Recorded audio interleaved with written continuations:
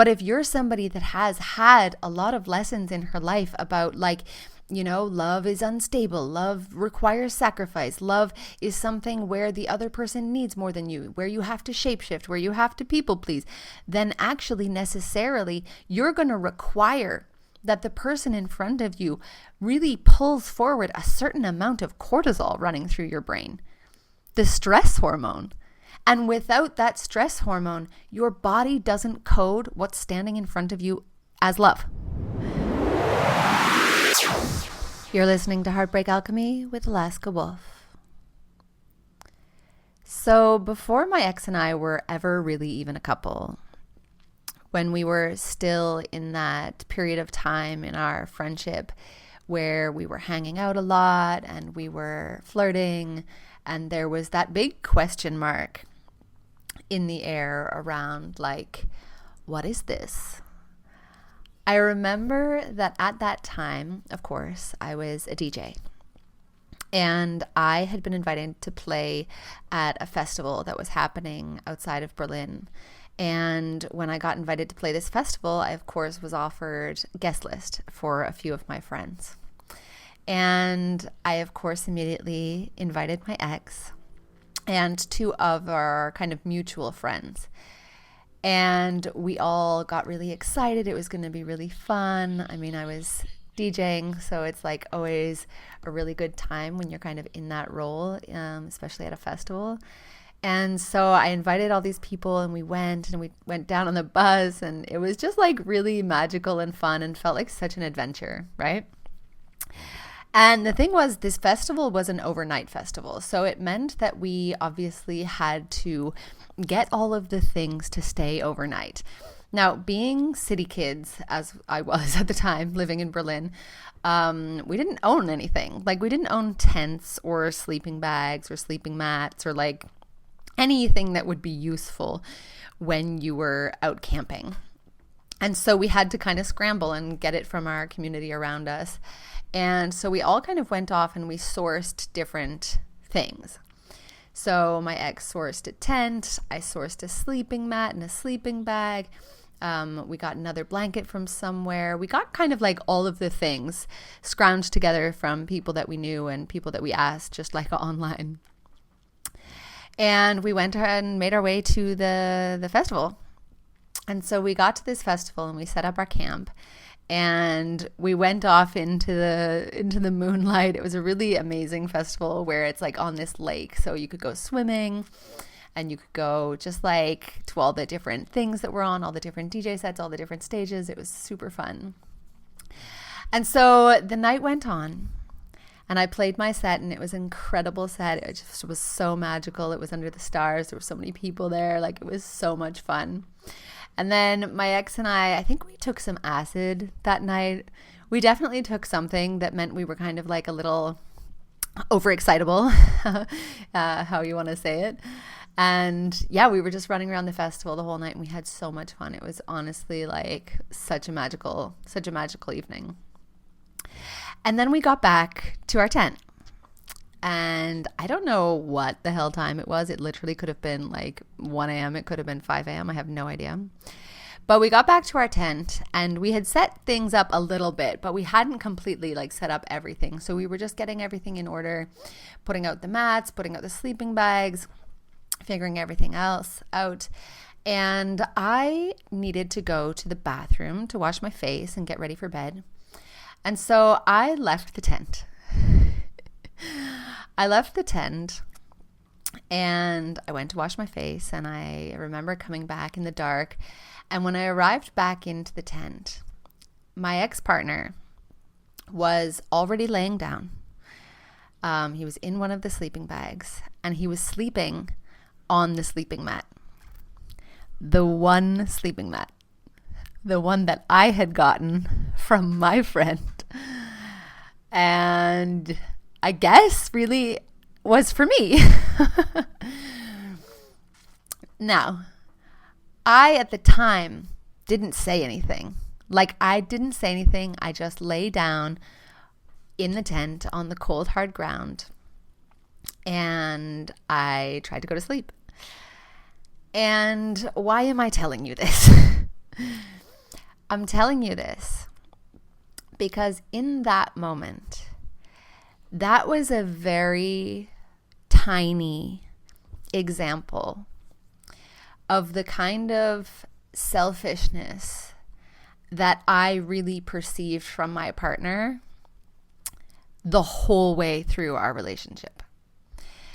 And in many ways, I guess you could also kind of classify it as just like lack of awareness. I'm not trying to vilify him by telling you he's selfish. I'm just kind of like pointing it out as more something that is something that you see a lot in men. You see it a lot in men, this kind of very self-centered, self-focused, selfish streak.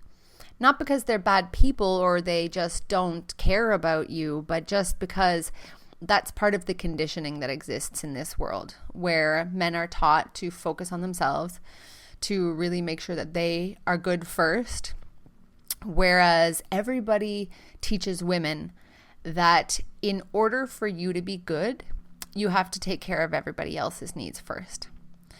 And so you can see how perfectly those two kind of poles sit together, right?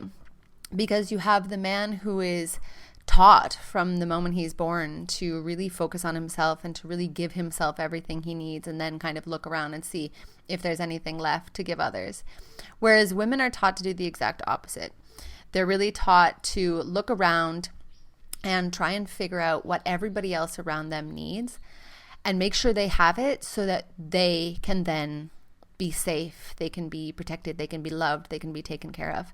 But it's really not something that's taught to women to put themselves first, you know, because had it been that we had equal amounts of selfishness or self-focusedness, I probably would have tapped him on the shoulder and said like, hey, that's mine, you know?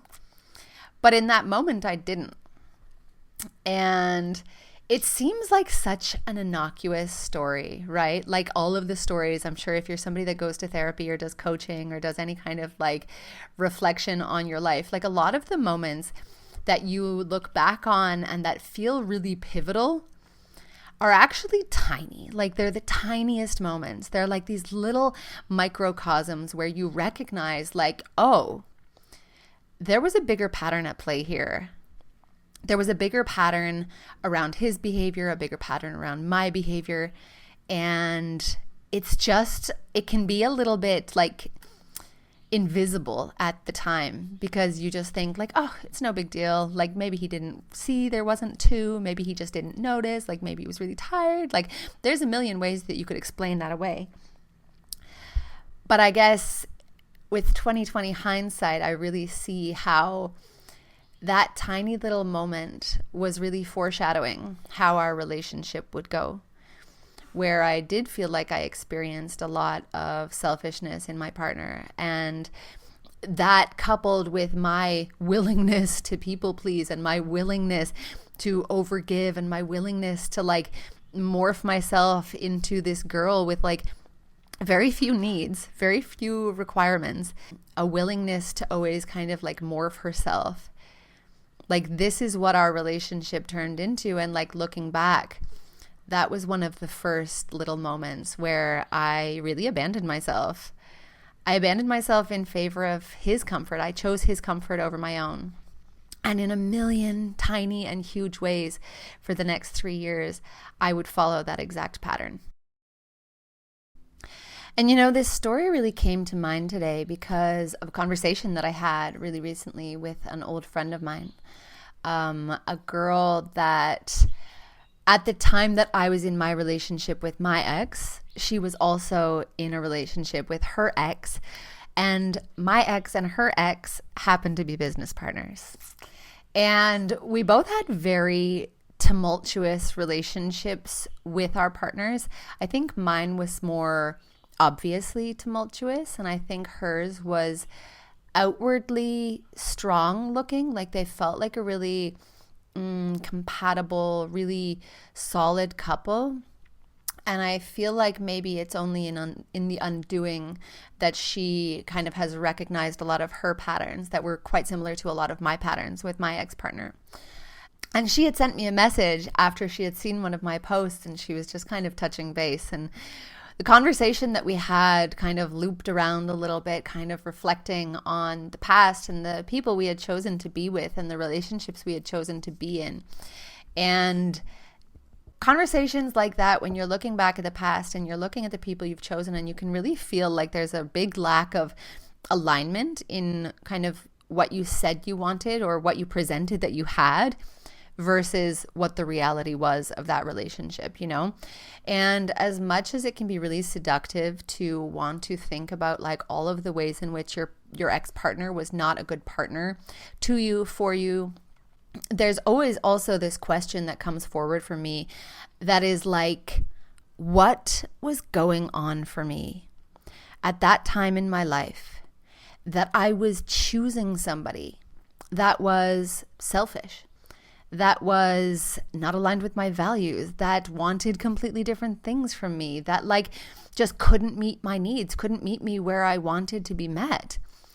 And the question is like, what's going on for me that I was choosing that? Like, why did I stay there? Why did I stay in that relationship? Why did I choose that relationship? And this is a question that like, I really feel like is so important. And it's such a linchpin, because the answers that you want that are truly going to change your life when it comes to not only healing from this relationship, but healing from the patterns underneath them, is by bringing the focus always back to yourself, right? Because it's easy to focus on the other. It's easy to say like they were selfish, they did this, they did that. But truly, what is it in you that made you a match for them? What made you a match for somebody that was selfish? What made you a match for somebody that wanted an open relationship? What made you a match for somebody that couldn't meet your needs, that wasn't emotionally available, that was constantly like disappearing? What is it in you that is a wounding, or that is an attraction to this kind of person? And I think what gets people is that when they come out of a relationship, they think like, I'll just choose differently next time. Like, I will choose a different kind of person that wouldn't treat me like that is emotionally available, that can meet me, and then things will be completely different.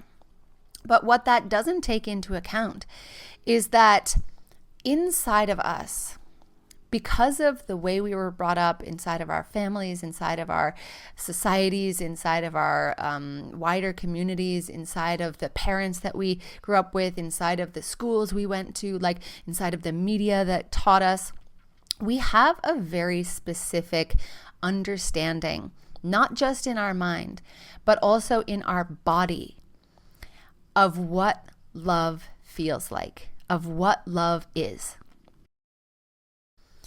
And I think this can be really challenging for people because it all feels so ephemeral. You know what I mean?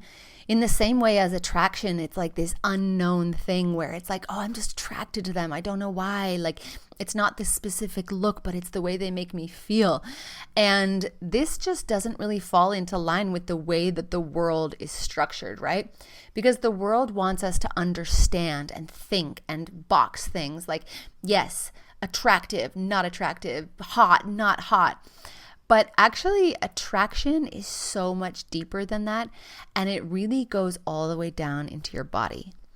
It goes all the way down into your nervous system, into the very specific mix, the kind of cocktail of hormones that come forward when you meet certain people, because they activate certain things in you. They make you feel certain things, certain ways.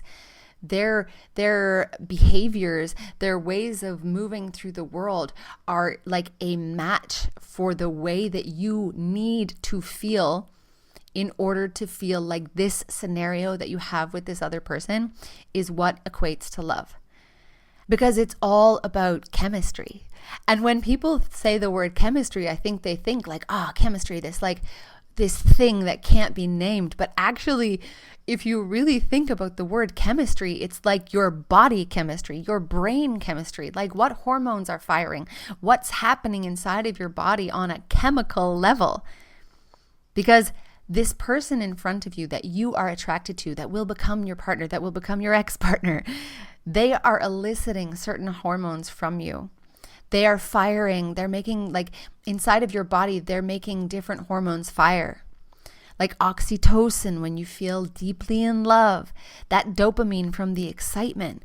But if you're somebody that has had a lot of lessons in her life about like, you know, love is unstable, love requires sacrifice, love is something where the other person needs more than you, where you have to shapeshift, where you have to people please, then actually necessarily you're going to require that the person in front of you really pulls forward a certain amount of cortisol running through your brain, the stress hormone. And without that stress hormone, your body doesn't code what's standing in front of you as love. Which is exactly why so many men and women complain about like, oh, the nice guy finishes last. Oh, the good guy doesn't get any play. Like, oh no. But actually what it is that like sometimes somebody that is super safe and super loving and holds you and takes care of you and does all of the right things, they are not like eliciting or causing that cortisol to run through your veins. And that's the reason that you don't look at them and say like, I'm in love with them, you know?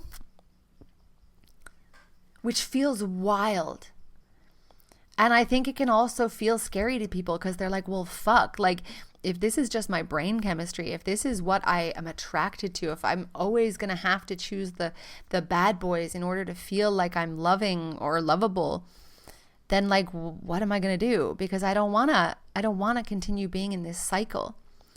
But this is also why it's so goddamn important to have not only the awareness of the patterns and the kind of people that you choose and the kind of people you're attracted to and the things they make you feel, the way it actually lands inside your body to be inside of their presence.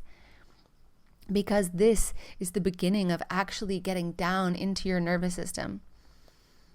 And so I think a really powerful way for you to really break down all of the different things that are happening inside of relationship and love and attraction and breakup and heartbreak and hormones and all of the body-based, nervous system-based things that are happening inside of your body when you're going through love and heartbreak and interacting with sex and intimacy is to give you a full example of how this might look in one person in her life story, right? So I'm going to take the example of the archetype of a lot of women that I work with, which is like this incredibly powerful woman who either has her own company, maybe she works for herself, she's an entrepreneur, or she's working in a field where she's actually like quite powerful. She makes money, she is out there in the world doing things, she's very competent. She has a career and a life that looks very enviable. Like from the outside, everything looks really perfect. This woman is also usually like the strong one, like the caretaker. And that is not just inside of her relationships in love. That's like in friendships, in family. Like she is the one that people go to when they have a problem or when they need something. She's the one that will stand up and show up for people. And while she's also doing this, she also really is not somebody that has that reciprocally. Like she is not somebody that goes to others for help. She is somebody that is very independent, somebody that really takes care of things herself and can in many ways be very insular when she is in need of things, because she really would rather focus on herself and like try and meet her own needs as best she can, because she really deeply is afraid that other people can't or won't show up for her. And so a lot of the things that she wants in her life, a lot of the needs that she has in her life, they go unmet. And it can be a little confusing inside of her relationship versus her outward life, because her outward life, like she is doing the damn thing, you know, like she's making things happen in the world. But then when she goes into her relationship, she's noticing this collapse where she's kind of like, what's going on? Why am I like, I am this person. It's working in my life. But inside of my relationships, it always seems to be a chaotic mess. You know, like I'm choosing people that aren't right for me. They're not meeting me. I'm resentful. I don't feel taken care of. I don't feel like this person is aligning with who I say I want, but I also can't really admit that. And it kind of feels like there's this conflict, right? There's this paradox. Because inside of love, this woman, you maybe, this was definitely me, she really is somebody that falls into performance, somebody that falls into this way of like shape-shifting to be whatever people want, what her partner wants. She's somebody that falls into caretaking, so like mothering or like trying to help her partner along, trying to give him advice, trying to tell him what he should do, really having a very strong sense of like how things should be, because this is also somebody that really feels like she needs to grip to control. And like the way that she grips to control is by like needing nothing, directing everybody else, giving way too much, and making herself indispensable. Like basically giving and giving and giving so that she is worthy of being chosen, so that she will be kept by this person. They will continue to choose her. And the thing about that is that ultimately a lot of what happens to her, for her inside of this relationship, is that she ends up people pleasing a lot. Because the hallmarks of people pleasing are really like this, like ignoring of your own needs, putting everybody else first, doing whatever they want, prioritizing their desires over your desires, self-abandonment. And it can be a real struggle, right? Because ultimately all of the love that she's giving is because she's coming from this very wounded place of like feeling unsafe, feeling like she can't prioritize herself, feeling like she needs the other person to choose her and to need her in order to be worthy.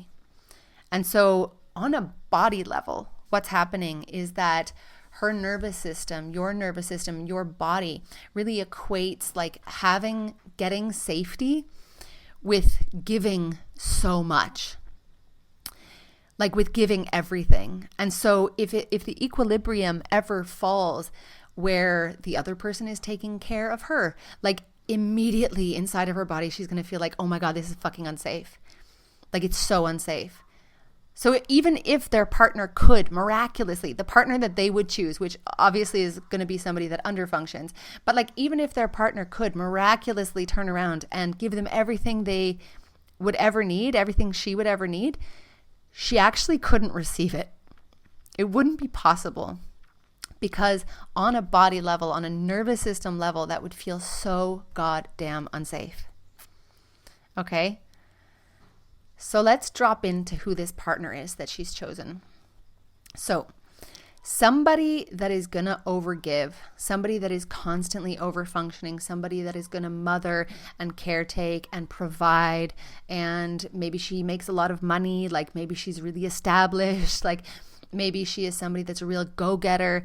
So she is going to be a pole. Like she's going to be this pole where what's going to be attracted to somebody like that is somebody that underfunctions, somebody that is not all that motivated out there in the world, somebody that needs caretaking, somebody that needs mothering, somebody that like gets their validation from somebody like taking care of them all the time. Maybe this person is also somebody that's really emotionally unavailable, right? Somebody that struggles with like actually being intimate with their partner, somebody that struggles with the closeness. You might also see this kind of across the avoidant and anxious dynamic, you know, where you've got this woman who she's powerful, but she also tends towards anxiety inside of her relationships. And so she's going to choose somebody that tends towards avoidance. You know, and so something that I often see is like sometimes, or a lot of times, women will be choosing men that have like a lot of conflict inside of their relationships with women. And so they choose a woman that actually is exhibiting what society would say is a lot of masculine traits, you know, like this power and this overfunctioning and this being super in control. And like that is something where, you know, the man that's going to be attracted to that is somebody that really like needs that. And these men might also be really emotionally unavailable. Like they're just not really available to go deeper inside of the relationship. And that's truly what she thinks she wants. Like she wants to go deeper with this person. She wants to get underneath the covers. Like she really wants to have that intimacy. But actually, because of her own struggles with intimacy, she's chosen somebody that also has that struggle with intimacy. And so they're a match there as well, you know? And so when you go into the relationship, when you've got those two poles, you really start to see very quickly that there will be patterns that are going to emerge, right? Because you've chosen a man who ultimately you've chosen because he exhibits a quality of needing saving. And that could be on so many different realms, you know, like he could need saving from himself. Maybe he has a struggle with depression. Maybe he has real big conflict with his family. Maybe he's somebody that just like in some space in his life, there is a real collapse. And what you are attracted to is the fact that if he is in collapse, if he needs saving in some part of his life, like emotionally, spiritually, practically, financially, any of these things, you can swoop in there and you can become needed, necessary. And that is how you are buying into that relationship. You're buying into that relationship because you are going to put yourself in a position where you are indispensable. Okay? And this is definitely something I did. Like inside of my own relationship, there was really this part of me that was like, I'm going to give him everything he's ever needed. Like I am going to show him the love he's never had. I'm going to show him what a real relationship feels like. I'm going to make sure he feels safe. He's going to move into my apartment. When he's not working, I'm going to take care of him financially. Like all of the things. I'm going to help fix his relationship with his mom, with his brother, like with his dad. Like I was getting in there on all levels. Because I thought that if I was absolutely indispensable, I thought two things. I thought if I was indispensable, he could or would never leave me. And I also thought like, if I am indispensable, if I give him absolutely everything he's ever needed, if I literally save him from himself, from the world, from the universe, from his family, from the tax man, like all of the things, then eventually he'll give it all back. He'll give it all back. And so, you know, not consciously, but subconsciously, I was overgiving and I was mothering and I was performing who I thought he wanted. I was just like taking every role inside of that relationship that I could fill and just trying my best to do the best job I could at it, even though it wasn't really real. It wasn't really me. And the thing about this archetype is that when you move into this pattern with a man, with all the overgiving and the overfunctioning and the mothering and the caretaking, like your needs ultimately are going completely unmet, right? Like you are pretending they don't exist, he is pretending they don't exist, and everybody is kind of happy with that arrangement in some ways because your main driver is that you need to be needed. Your main driver is not actually getting your needs met. Your main driver is meeting his needs so that you are indispensable. But what happens then is that you just get so full of frustration and resentment and exhaustion on a body level. Because all of the like suppression of your needs, all of the pretending it's fine, all of the like catering to him, even though you have deep needs or deep struggles or you need help yourself, like all of these things, they just like are squished inside of your body and you keep on pushing them down and down and down and down and down. And like that's something that we called an incomplete stress cycle. When you talk about like having a feeling, emotion, something that's going on inside of your body, and then all of a sudden you're like, click, can't feel that, don't have time for that, can't get distracted from giving him what he needs, so you just push it down. And so if you think about that, that's like an incomplete stress cycle in your body, and it lives in your body. It lives held in your like somatic reality. This tension, this clenching, this like pushing it down, that exists inside of your body, inside of your nervous system. And that's also something that is part of the cocktail, like this cocktail that we spoke about earlier and that I'll come back to in a little minute. It's like, that's part of it. All of that tension, all of that feeling inside of your body, that's also part of it. Okay? I'm going to put a pin in that because I'm going to come back to that later, but I just want to bring this back to the pattern, right? So all of those things that are happening, frustration, overgiving, overfunctioning, like choosing a partner where you need to save them, not having any needs, you would think, because you're a smart woman, you make shit happen in the world, you have your own business, you have your own company, you have a great job, like you show up for people, you're strong, you're emotionally available, you're emotionally aware. Well, you think you're emotionally available, but you're emotionally aware at least. You would think, like on a logic level, seeing all that, you would think, I will leave this relationship. This relationship is not giving me what I want or need. Therefore, I can't stay in it, right? So why? If we're really so smart and if we're really making all of these decisions from our brain, when you were knees deep in a relationship like that, why would you stay? Right? Like, why would you stay? Because logically you can see this man can't meet me. This man doesn't care about my needs. This man can't meet me sexually. This man doesn't show up for me. This man can't meet me. So why are you still there? And it's because your nervous system, the way that it feels inside of this relationship, it is hooked. Because on a body level, on a nervous system level, on a historic level, this feeling, these feelings, this particular cocktail of emotions is what you define as love. It's what you define as love.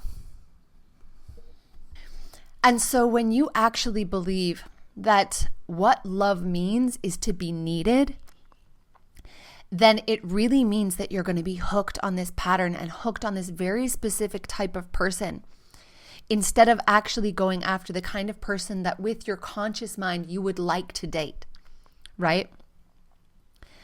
And of course, like all of this is going to come back to your childhood. I was laughing with this friend of mine because I was asking her a few questions, just as I do. I'm always so curious about these things because I find this stuff like so fascinating, And she joked, she was like, yeah, it all kind of comes back to my parents. It always does. And I was like laughing along with her a little bit, but also like, it's true, because so much of who we are is actually formed between the years 0 to 7, right? The beliefs, the conditioning, the emotional landscape, the kind of hormone cocktail, the way things feel inside of our body. The tension, the stress, the activation inside of our solar plexus, or if you're really lucky, the calm, the chill, the like ease. Those things are programmed inside of your body and held inside of your nervous system.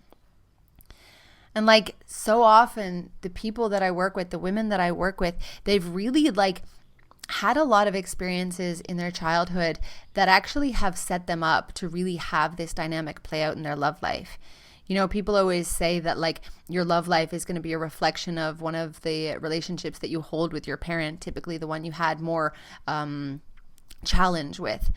And this is so true, because the partner that you choose, they're either a reflection of the dynamic you had with the one parent, or they can be a reflection of the parts of yourself that you have pushed away in order to be accepted by that parent.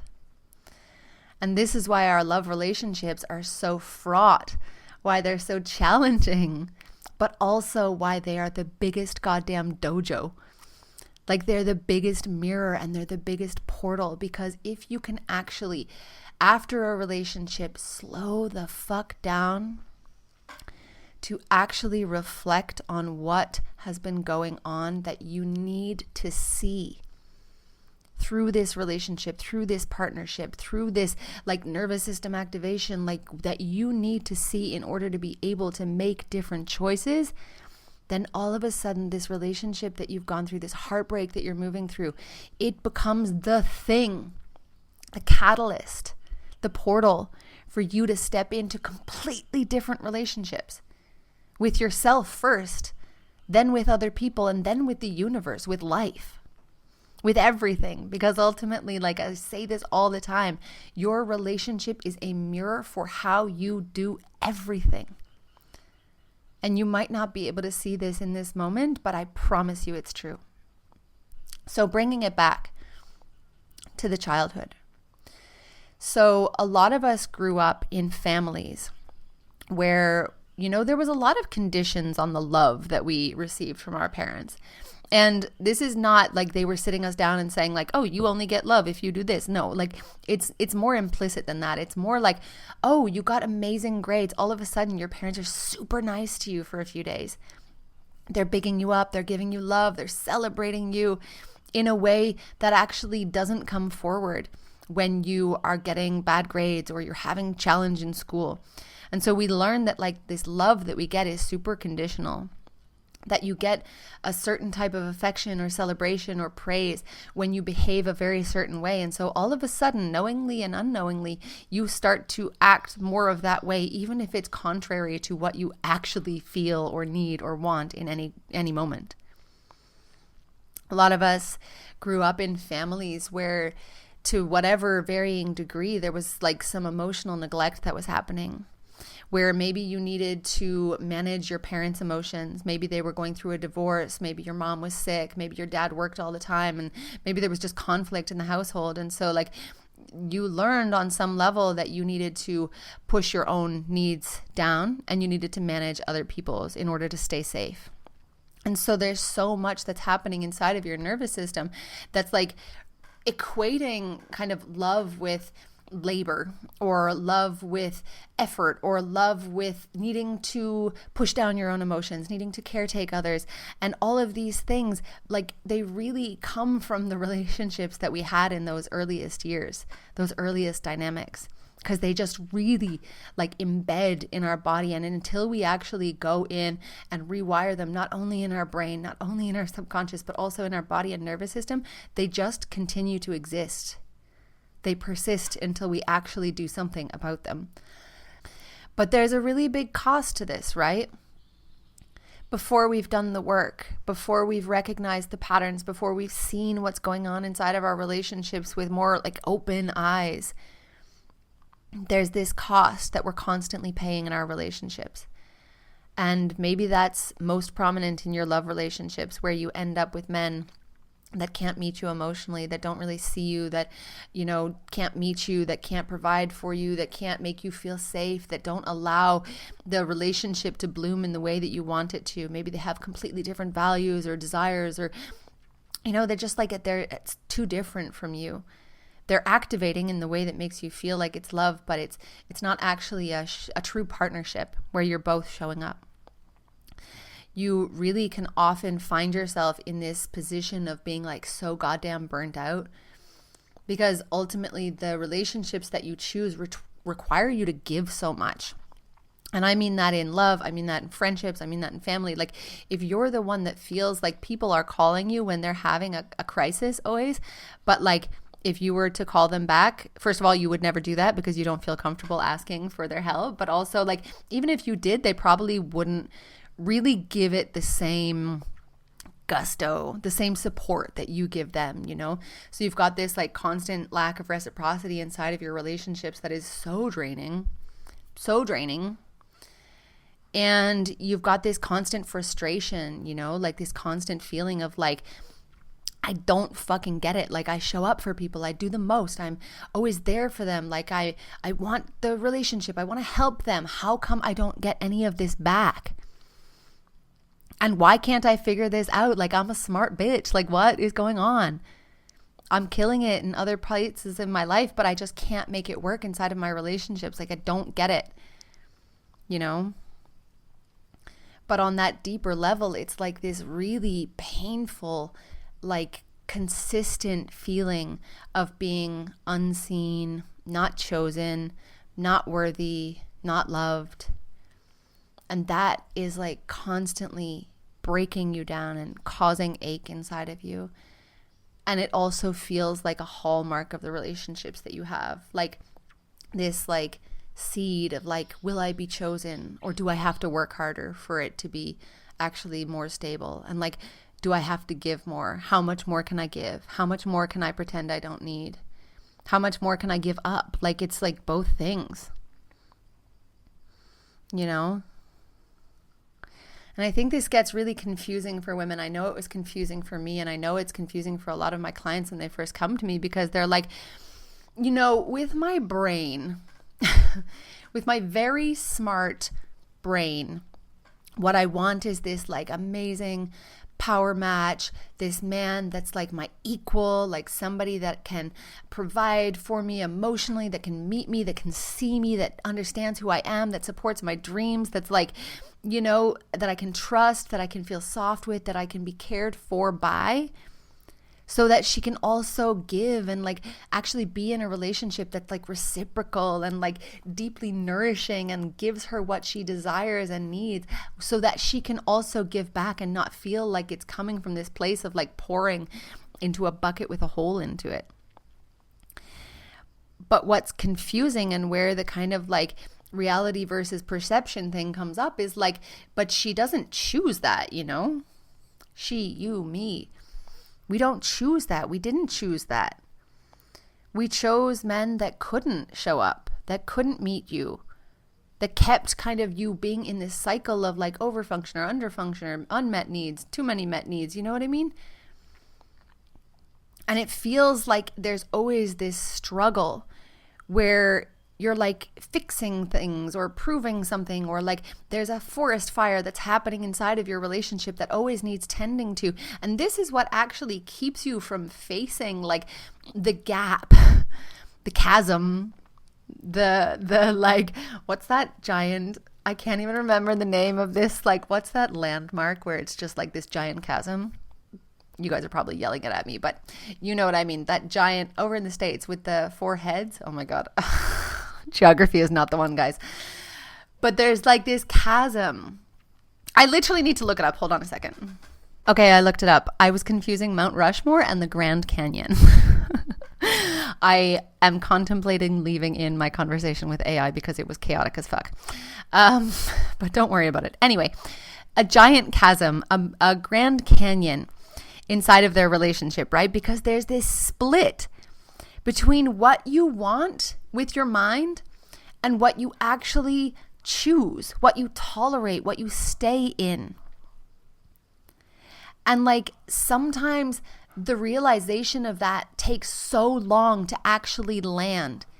Because as I was saying earlier, it's like this familiarity, the familiarity of the relationships you're choosing now with the relationships you had in your formative years, with the relationships that you're attracted to in friendships or even work relationships, bosses, like love relationships.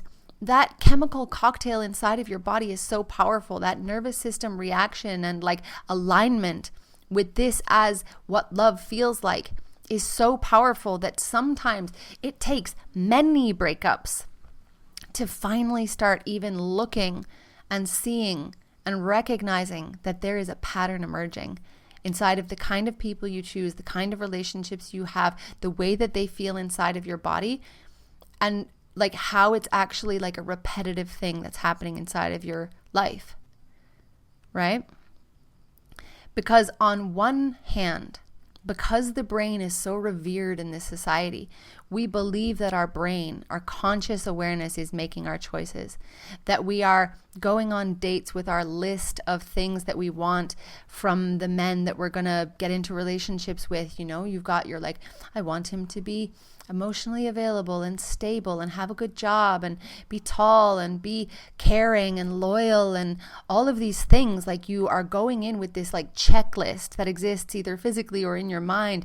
And then when you actually get in front of men, it's actually your body and your nervous system that is doing the choosing. Because I mean, I can't even tell you how many times I or clients that I've had have come to me and been like, I met this guy and he's a little controlling. He's kind of rude. He doesn't have a job. He says he's going to do things all the time, but he doesn't really follow through. Like, he doesn't text me the way I want. Like, all of these myriad of things where she describes a man that is completely unsuitable and completely not what she actually wants. And God bless me, I did this as well with my past partner. There's just something that's happening so powerfully, so chemically inside of her body that, like, this is where you get the things of like, but I can change him, but I'm going to show him what love is, but I'm going to do this, but I'm going to do that, but I'm going to do this anyways, you know? Like, they're hanging out on a Friday night and you're like, what are you doing? Like, this guy is not a good guy. But, you know, that chemistry, that chemical, I should say, inside of your body, the nervous system is this like internal compass that is constantly scanning the people in front of you, the experiences in front of you, the situations, the life that you are choosing. It's scanning for familiar. It's scanning for safe, quote unquote, but safe is actually like coded as familiar. So if it feels like something you have experienced before, your nervous system, your body checks it off as safe, even if it's the most unsafe thing in the world. Like, a lot of people that have been through abuse in their childhood will find abusive relationships in their later life and they will code them as safe because they are familiar. And this is why so many people that have been through abuse like continue to choose dynamics like that painfully. Because you would think it would be the opposite. You're like so aware of how bad something feels that you would never go through it again. But ultimately, that's just not true until you've actually worked with your body. Because this chemical cocktail inside of your body, the oxytocin, the dopamine, the cortisol, for bonding, for excitement, for stress, this specific to you, specific to your body chemistry, the exact levels of each that you need in order to really recognize something as love, that is what's calling the shots. It's like this felt sense. Felt sense is something I work with a lot with clients. And it's like what it feels like in your body and where is basically what the felt sense is. But what the felt sense is that like you get in front of somebody that you like, somebody you're really attracted to, and all of a sudden you get these like tingles, and it's just like, it's at the very top of your solar plexus. It's kind of like bubbles in your solar plexus, and it's like, it's not necessarily good, it's not necessarily bad, it's just this like sensation, and there's a little bit of queasiness with it, a little bit of tightness with it. Maybe there's a little bit of a like pressure on your throat, or a pressure in your head because you have this like, you're just trying to do the right thing so bad. You're feeling nervous, you're feeling nervous / attracted, but you're also wanting to say the right thing. You're not wanting to say the wrong thing. You're feeling this pressure of like, who do I need to be? You're on edge because you're kind of scanning to see, oh, do they like me? Are they into me? Do they want me? Like, am I good here? Are they going to choose me? And it's like all of these emotions and sensations that you feel inside of your body without conscious thought. Like it's not a conscious decision. It's just this feeling of like, I want to be closer to this person. This person feels like home. Even if your home that you are attracted to is struggle, is pain, is challenge, is trauma. Because if you have love that was wired as like, it's stressful and there's challenge going on and there's always somebody needs something and there's always some drama, there's always something like going on that's not quite safe or not quite secure, and like that is what you're magnetized towards, you know, no matter what you think you want. So it's almost like your brain asks for one thing, but your body is just like on a completely different track, choosing something completely else. And so until you actually like get your body and your nervous system and your brain, your conscious awareness and your subconscious, until you bring them all into alignment, you're going to keep defaulting to like this same old heartbreak patterns. And this is something that I actually explore a lot. I made this quiz recently. It's called the Love and Heartbreak Archetypes Quiz. You can check it out for free if you want to. I'll link it in the show notes. But it's actually a quiz that will bring you through like a bunch of different questions that will allow you to really identify those patterns that are playing out inside your love life, your sex life, your bigger life, because it's all this mirror. But in order to actually make different choices, we have to bring awareness, but then we have to do the work to actually realign, to recode our nervous system so that there becomes a different baseline of what feels safe, like love, like belonging, like any of these things. We have to really recode the body, not just think differently. And so that means recoding at the level of like emotion and sensation, even your connection to yourself, because your nervous system is always going to be communicating to you, always through the body. It's always going to be like, oh, that tight chest, or that pressure in your throat, or the butterflies, or whatever it is, the numbness, the activation. And so when you actually allow yourself to recode, to shift your body, how it experiences love and sex and intimacy, which, by the way, you don't have to do with a partner. You can recode all of those things initially by yourself. And the way that I do it when I'm working with clients is we do it a lot through the body. Because the body truly, like my program is called Body Oracle, and this is the work that I do with women. It's called Body Oracle for a reason, because every single answer you need is already available to you inside of your body. Every yes, every no, every partner, every job, every move, every financial decision. Like if you really tap into your body, you already know the answer. And that's why the body is so goddamn powerful. But the way that you actually can do that is through actual physical connection with your body, through like pleasure practices, through energy work, through really connecting to that felt sense that I was talking about earlier. And so when you shift your connection with yourself, your level of self-love, your level of self-worth, your level of self-trust, by actually having experiences that are felt inside of your body, that's what allows you to shift that internal compass that we were talking about earlier. That internal compass of like, this is who I need to go to. This is what I'm attracted to.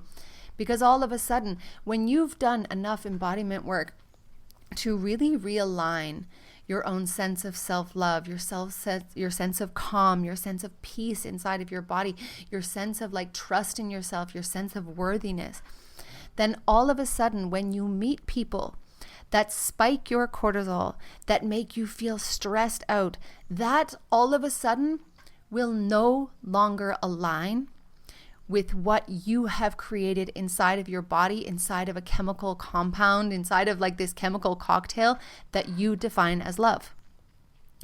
Because you've done the work to recognize, to allow yourself to re-imprint this feeling of love and safety and trust inside of your body that doesn't need that like cortisol spike, that stress spike for you to code it as love.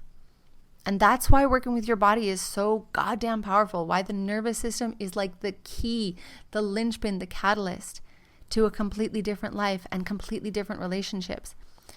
Because you're recoding yourself first. You're coming back home to yourself first.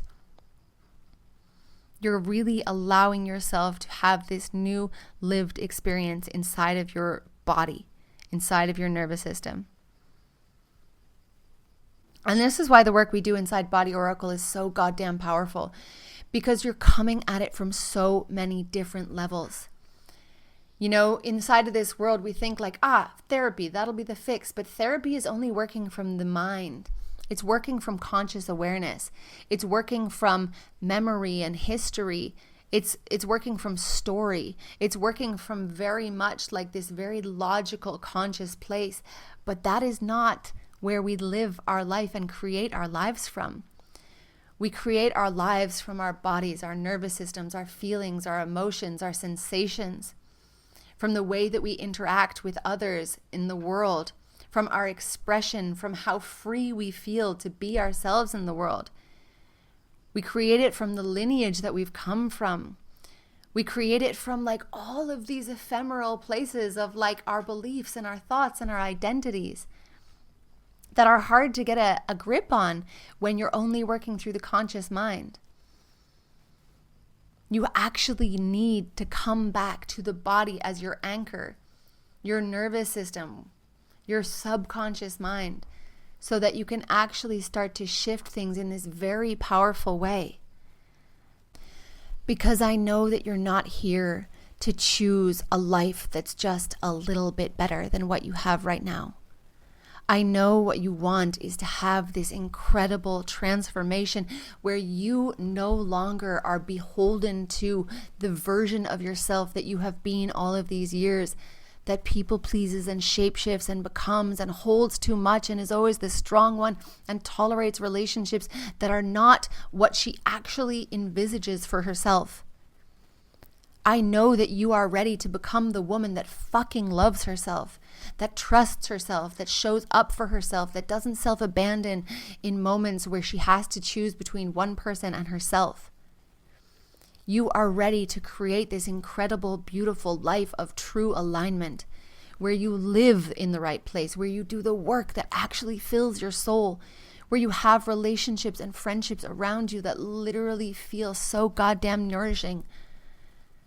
A relationship, a life, a love, a version of yourself that actually is truly true, like finally true. Not trying to be what everybody else is asking you to be. I know you're ready for that. That's why you're here. That's why you got all the way to the end of this podcast. Because you're ready for the next level. You're ready to expand. You're ready to heal. You're ready to become. And that's the most incredibly powerful place to be, even if it feels like you are walking up to the edge of a fucking cliff. I promise you, that is where all possibility lies. I literally just got chills, like chills through my whole fucking body. So I am going to leave this here. I thank you so much for being with me here today on today's podcast. I appreciate you more than you know. And this is going to be more regular. I took a little hiatus because I've been working on so many incredible projects that I haven't announced yet, but this is a little sneak peek for all of my podcast listeners. Many of you have been asking for ways to work with me in person, and that is going to be coming up next as a possibility for you. So if you have been wanting to do in-person work with me, if you've been wanting to maybe travel your beautiful little butt over here to my gorgeous part of the world and do a really intensive week, you are going to have the opportunity to do that soon, because I am opening up spots on private retreat weeks with me. It's going to be so beautiful. You can find all of the details if you go through my alaskawolf.com. You can find all of the details at the very bottom of the page. I've also been really opening up my work to include more energetic portals and spaces. So sound healing is going to be a really beautiful part of that. So there will be work that's done inside of Body Oracle. Of course, there will be some sessions that will happen externally to Body Oracle. So if you've been wanting to experience some sound healing from wherever you are in the world, that's something that's going to be coming up very, very soon. And you can find all the details about that on my Instagram.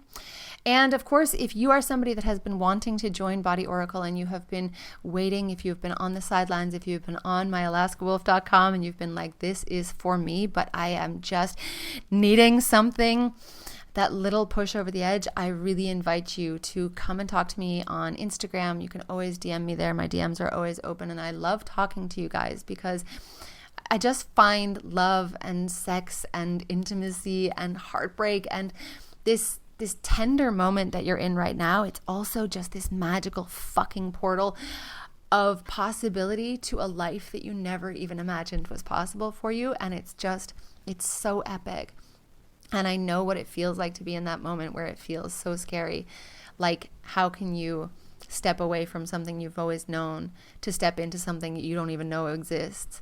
And that's exactly the bridge that Body Oracle is. So if you have been wanting to do that work with me, send me a DM, or you can always go on and apply through alaskawolf.com. Also, thank you so much for being here with me listening to this podcast. The best way for you to show your appreciation, to actually support this show, is to rate, review, and share. So share it with somebody that is moving through a heartbreak or somebody that just needs this message today. And that would be such an incredible favor to the show. I would also love if you could take a moment to write a review. It really helps us move up the ranks in terms of where the podcast gets shown, who gets to listen to it, and all the people out there that are listening and aching for this message. Let's get it to them by actually writing a review. So thank you so much for being here. Love as always. I have been Alaska Wolf. You've been listening to Heartbreak Alchemy with Alaska Wolf.